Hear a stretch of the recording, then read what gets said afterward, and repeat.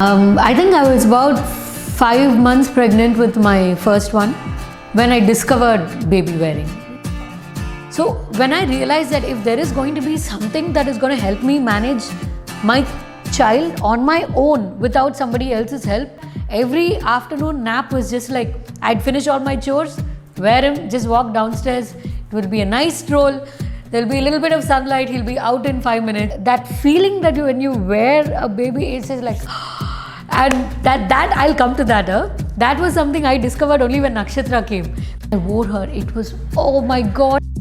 It's just the cutest thing. They're just like this little lump, okay? And it was amazing. Now, by the time the second kid comes along, right? As a parent also, you're already more like, I can do this, yeah. So easy. No problem. So we did this. And a couple of times I even got to tandem wear them where one of them was in the front and the other one was in the back. And it was a fun time. That period of having no help, it was a big thing. I mean, I've done everything wearing Nakshatra, which includes, hanging clothes, cooking. I have worn her on my back and continued cooking because my husband was still working and there was no buffer and we had to do everything. I have swept the floors, I have mopped the house, I've actually blocked it all out because I think pandemic was such a difficult year. I've kind of forgotten how much I have done while wearing her. When Bhumi had seen me wear her so much that he got this doll carrier and he used to wear his giraffe around the house. So if he's helping me cook, he's also wearing something on his back. I have worn both my children a lot. They're pretty independent and they don't care. When they want to be worn, they love being worn. But at the same time, when they want to explore the world, they don't even look back at me. They just run. Even if you're not baby wearing, when they're tired, they'll ask you to pick them up. See, I know people say that people might be scared that baby wearing will make them dependent, but how really different is it from always carrying your baby on your arm? It really isn't.